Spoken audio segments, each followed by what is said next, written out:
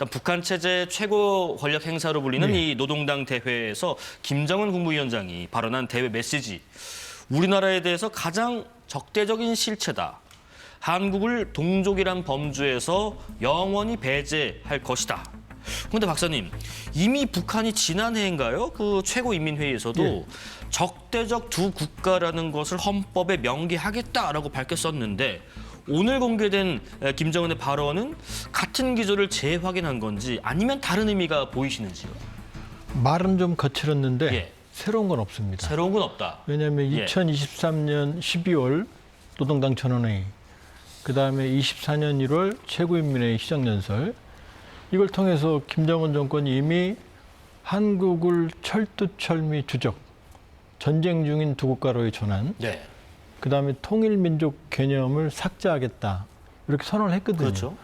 그동안 했던 발언을 집약시킨 거지 새로운 발언은 없습니다. 아하. 근데 이번에 이제 관전 포인트는 뭐였냐면 예.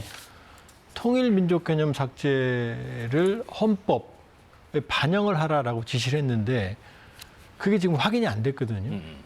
그러면은 북한은 우리는 헌법이 최고지만 북한은 헌법, 법률이 있고 헌법이 있고 고위에 노동당 규약이 있어요. 그렇죠. 고위에 이제 김정은 말이 있죠. 근데 이번에 과연 이제 노동당 규약을 개정하라고 얘기를 했는데 그러니까 과연 이걸 반영을 할까? 그러면 이번에 노동당 규약을 개정한다고 예고했고 네. 의정의 두 번째 의정에 노동당 규약 개정이 들어있거든요. 근데 관련 내용은 현재까지는 안 나왔어요. 그러니까 했는데 얘기를 안 하는 건지 네.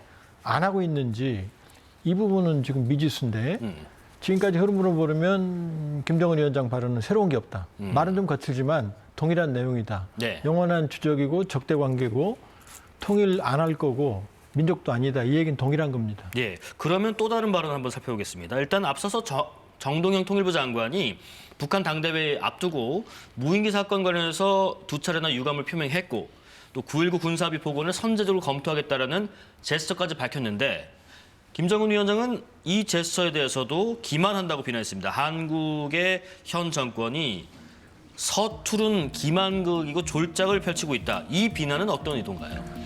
분명히 김여정 부부장, 이제 지금 부장이 됐죠. 예. 김여정이 나와서 정동영 장관, 대한민국 통일부 장관 정동 이렇게 이름을 밝히면서 다행이다, 긍정적이다고 평가했거든요.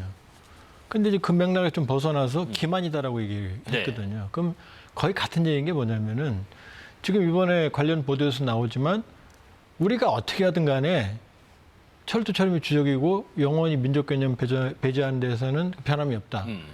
앞으로 국익에 따라 행동할 거다 이렇게 말했거든요. 국익 따라 행동할 것이다. 그렇죠. 아. 그러면 무인기 침투나 아니면 일각에서 논의되고 있는 비행금지 구역 재설정이나 이런 건 자기들한테 불리하지 않거든요. 그런데 이제 이게 남북 대화에 대한 긍정적 신호로 읽혀지는 것 그건 아니다라고 말을 하는 거예요. 그러니까 북한이 말하는 건 뭐냐면 남북 특수관계, 그러니까 7.4 남북 공동선언이나 그동안 모든 남북 합의에 들어있던 자 우리가 국가 다른 나라는 아니지만 통일을 지향하는 과정에서 유엔에는 가입돼 있거든요. 김 위원장도 그 얘기 했거든요. 네네. 그러니까 사실상의 두 국가지만 언젠가나 통일을 지향하는 이게 잠정적 특수관계거든요. 근데 그걸 안 하겠다는 겁니다. 그러니까 저 얘기는 뭐냐면은 예. 통일의 대상으로서 남북 관계는 인제 없다. 그러나 그 얘기는 안 했지만 국가 대 국가 관계. 전쟁 중에도 만나잖아요. 우크라이나 러시아 만나거든요. 네. 그러니까 자기들의 이익이 실현되는 형태의 관계, 완전히 타국 관계로는 할 수 있다는 얘기입니다. 뒤집어서. 알겠습니다. 또 한 가지만 볼게요. 북한이 또 우리를 향해서 이렇게 철저한 적대국이다, 영원한 적이다. 과거 서울 불바다 발언처럼 거센 발언을 했어요. 완전히 붕괴시킬 수도 있다라고도 협박을 했는데 이게 혹시 대외적으로뿐만 아니라 북한 내부적으로도 어떤 신호를 주기 위한 의도가 있나 싶기도 해요. 있죠. 예. 뭐냐면 일단 전제 조건은 있어요. 나를 건들지 마라. 그럼 나도 가만히 있을 거다. 근데 건드리면 그렇게 한다라는 거거든요. 근데 지금 김정은의 딜레마는 뭐냐면 네. 지금 통일민족 개념 삭제. 왜냐하면 최저경에 졌잖아요. 본인들이 주도하는 통일이 안 되거든요. 예. 그러니까 현실을 수용을 하는데 문제는 뭐냐면 그건 본인 생각이지. 그러니까 통일민족 개념을 벗어나서 자기 독재 정권 유지하겠다는 게 본인 생각이거든요. 그런데 통일민족 개념은 김일성, 김정일의 유언이거든요. 예. 심지어 북한은 1993년, 94년에 평양 인근의 강동군에 있는 단군릉. 사실 그 뼈가 단군 거인지 아닌지 여부도 몰라요. 왜냐하면 측정한 연대치가 거의 200년이 나거든요. 근데 그걸 갑자기 단군능이라고 확신하고 능까지 만들었거든요.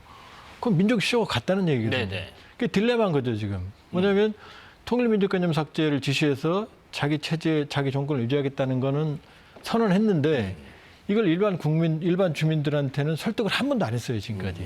지난 2년 동안 단 한 차례 통일민족 개념 삭제에 대한 예를 들면 강연회라든지 교육이라든지 조선일보랑 텔레비전의 프로그램이라든지 심지어 노동신문 기사도 없었어요. 그 설명을 못 하고 있는 거죠. 그러니까 이런 식으로 우회적으로 직설적이진 아니지만 왜 그런지는 설명 안 하면, 그러니까 주민들에게 그런 강연이나 이런 건 없었지만 계속 반복해서 우리가 완전히 다른 체제다라는 얘기를 하는 거죠.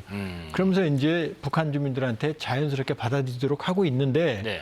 그러나 북한 주민들은 어리둥절하죠. 논리는 없지만 계속해서 이렇게 메시지는 주고 있는 것이다. 그렇죠. 자, 이렇게 북한의 어떤 적대적이고 강경한 태도에 대해서 이재명 대통령이 입장을 밝혔는데 한번 들어보겠습니다. 대결과 전쟁을 향해서 질주하고 있던 과거를 반드시 청산해야 합니다. 지금까지의 그 대북 모욕행위 또는 위협행위가 과연 이 한반도 평화와 안정에 도움이 됐느냐, 대한민국의 국익과 또 국가 안보를 지키는 데 유용했느냐를 진지하게 되새겨 봐야 되겠습니다.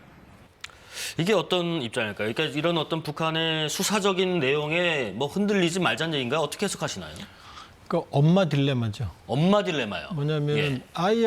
아이는 자기 눈앞에 이익만 엄마 나 이거 사줘 그러거든요. 근데 엄마는 뭐 가정생활이든 여러 개 생각하면 애 버릇도 있고 그냥 사줄 수가 없거든요. 예. 근데 애는 가지고 싶은 거 있으면 모든 짓을 다 하거든요. 근데 엄마는 동일하게 못 하거든요. 전략적인 인내도 해야 되는 거고 애를 그렇다고 뭐 얘랑 같이 싸우기도 그렇고. 최초리만 예. 할 수도 없는 거, 네. 싸울 수도 없는 거고 일단 전략적인 인내를 하는 거죠. 사실 잘못은 북한이 더 많이 했거든요. 예. 그러나 최근에 와서 북한을 장악하는 행동들이 북한의 이국가론의 근거가 됐고, 그러니까 우리로서는 최대한 전략적 인내를 하면서 북한을 다시 남북 특수관계로 견인해내려고 지금 하는 거죠.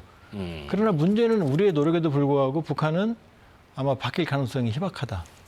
그렇기 때문에 우리로서도 전략적 인내를 하지만 이게 계속 쌓이면 이 조치라는 게 상호적이거든요. 그렇죠. 우리가 선의를 베풀면 저쪽도 선의를 베풀어야 되는데 우리만 선의를 베풀게 되고 저쪽에 변화가 없다 그러면은 이건 결과적으로는 국정 운영에 부담이 될 수 있죠. 이게 지금 딜레마입니다. 엄마 딜레마.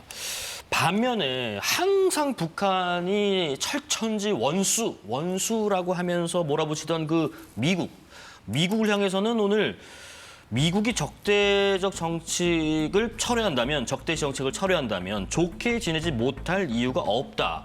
관계 개선 가능성을 언급했는데 뭐 한국 빠지고 미국 나오라 이건가요?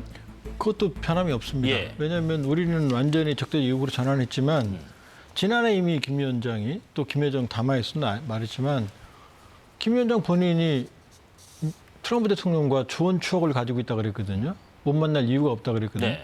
좋은 추억 없거든요. 왜냐하면 하노이 2019년 2월 달에 60시간 기차 타고 갔는데 노딜로 네. 가장 큰 정치적 타격을 받았거든요. 사실은 내상을 입었거든요. 근데 좋은 추억이 있다고 말했거든요. 그다음에 못 만날 이유가 없다. 이게 뭐냐면 조건부 대화론입니다. 대북 적대지 정책을 철회하면 북한의 핵을 인정하면 만나겠다는 거거든요. 그러니까 지금은 철저한 통미봉남입니다. 완벽하게 남북은 단절하고 네. 미국과의 관계를 개선하겠다. 왜냐? 지금 김 위원장이 이번에 뭐 여러 가지 좀 자신 있게 말했지만 북한 경제에 대해서 사실은 내상이 깊습니다. 1달러 10,000원 하던 게 지금 40,000원이 넘고 네. 김 위원장 본인이 또 말했거든요. 결론에서 지방발전 정책 그렇게 해놓고 나서 지금 1년도 안 됐는데 여기저기 안 들어간다고. 그러니까 미국과의 관계 개선, 대북 제재 개선 없는 자력 경쟁 그건 택도 없죠. 그러니까 사실은 4월에 트럼프 대통령이 베이징 오는 시기를 김 위원장도 기다리고 있다는 메시지를 전달하는 겁니다. 그러나 예. 다만 자기들이 원하는 의제로 나가겠다. 이런 얘기를 하는 거죠. 이번 노동당 대회에서 또 하나 눈여겨볼 만한 부분이 김정은의 동생 김여정이 아까 말씀하신 대로 부부장에서 부장으로 이제 올라왔고, 그리고 딸 주혜, 김주혜는 행사 때 중앙당 그 주석단의 중앙에 그 앉아 있던데 그 김정은 위원장과 같은 가죽 옷을 또 입고요.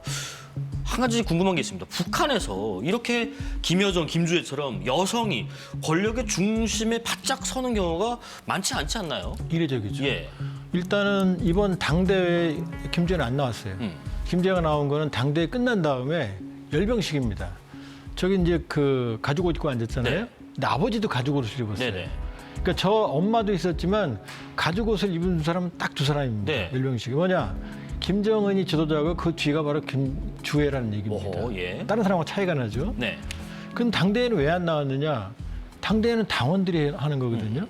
근데 북한의 당원 자격은 성인이에요. 김일 2013년생이거든요. 18세부터거든요. 그러니까 당대회는 못 나오는 거죠. 그러니까 당대회 끝나고 이제 나온 거고 국정원도 얼마 전에 얘기했지만 후계자 내정은 확실해 보인다. 확실해 보이세요? 예, 확실해 보인다. 다만 후계자 책봉인데 네. 책봉은 당원이 아니면 안 되거든요. 그렇죠. 그럼 제가 보기에는 2031년이 10차 당대회거든요. 그럼 이 친구가 그때 10대가 이제 성인이 됩니다. 거기다 10자니까 정준연이니까 딱 떨어지는 거고. 그때는 가능할 것 같은데 이번은 좀 어렵다. 그러나 내정은 계속되고 있다. 그리고 김여정 같은 경우는 좀 의미가 있죠. 예. 그동안은 부부장이었거든요. 정치국 후보위원 들어간 건 별거 아니에요. 지난번에 들어갔다 떨어졌으니까. 북한에서 부장은 서열 10위권쯤 됩니다. 그러니까 내각의 상 장관들보다 노동당의 전무부서가 경제부장이 경제부 장관보다 더 높거든요. 그래서 여기 부장이 됐거든요. 지금까지 부부장으로도 온갖 탐험을 다 냈는데 이제 부장이 됐기 때문에 제가 보기에는 사실상 아마 노동당 전체 안에서 최고 서열로 진입을 한 거다. 위세가 더 그렇죠. 올라갔군요. 그러나 그렇다고 해서 뭐 일각에서 나오는 뭐 김주의 권력을 뭐 넘보거나 김주애와 김여정의 어떤 권력 투쟁 그건 불가능합니다. 불가능하다. 왜냐 북한에서는 유일지배 체제에서는 이인자 세력이 존재할 수가 없고 그다음에 북한의 후계자론이라는 공식 문건에 보면 후계 세습은 대를 이어서 하는 거예요. 다음 세대를 그러니까 북한 지금 조선 왕조 시대 때에서 형제가 왕이 계승한 적이 없잖아요. 그러니까 다음으로 가는 거고 김주애로 후계가 되는 순간 김여정은 그냥 신하일 뿐입니다. 그러니까 뭐 권력 예. 투쟁이다, 뭐 논문다, 그거는 김정은 체제에서 불가능하고 김정은 유고 시에도 북한의 권력 세습 논리상 불가능합니다.